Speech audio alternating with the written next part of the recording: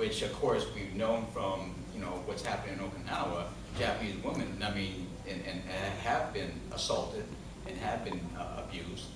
And is it necessary to create a whole different district aside from that to protect not only our tourism industry, but more importantly, even our own women on this island? Is it necessary? Now, the problem we have in here is because of our beliefs, I mean, even we don't want to have to talk about it because it's almost legitimizing the fact that we're going to need this and we will, you know, even though we don't perhaps pass any laws, you know, legalizing prostitution, say, for example, it's that the connotation is there, right? You put it in an adult entertainment zone, and it's kind of like, it's where the servicemen will go to have a good time, you know, especially when you start talking about an aircraft carrier, their whole support crew coming in for a few days with all their money. What are they going to do on this island? And we're talking primarily men here, right? What are they going to do? But again, it causes concern, and we haven't been able to address those issues yet. I mean, for the way I look at it, best place to put one of those things would be on base. But, you know, you figure they're right there. They don't have to travel and get drunk off, you know, outside the base, and, you know, they have plenty of land. But again, can we even entertain that? Can we even discuss that? Without any kind of venue to do it, it's like, well, it's just stuck in my mind.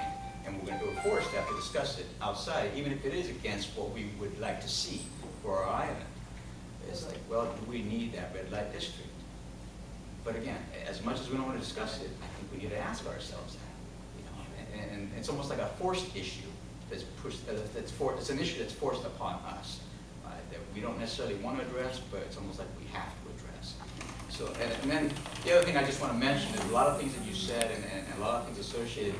I recently picked up a book, my last trip, and it was called The Confessions of an Economic Hitman. I don't know if you've heard about it or read it, but even just whether that story is true or not, and of course the author is reporting it to be true, it raises a lot of concerns about big businesses and of course the will of the military to do certain things through certain practices.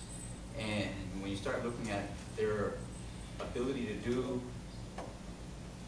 perhaps some covert things here on this island, I can see that opportunity opening up, you know, and it may not be in the best interest of our island, but it would be in the best interest of a few, and I can see those few benefiting and going along with it, but for the majority, it would not be in the best interest of this island over the long term. Bottom line, putting us in debt after all this military buildup and all this one opportunity, you know, of supposedly this economic impact, there is that potential that after all this is said and done, we're in the same place we are today, 8 years, 10 years down the road, if not in a worse situation, because then our debt could have accumulated well past billions of dollars because of all the infrastructure necessary to be put in, which so far no financial help has come to help us do that. So we would have to then pledge our resources to make that happen, finding us further in debt down the road after this opportunity has come to supposedly benefit us. I have a real concern with that.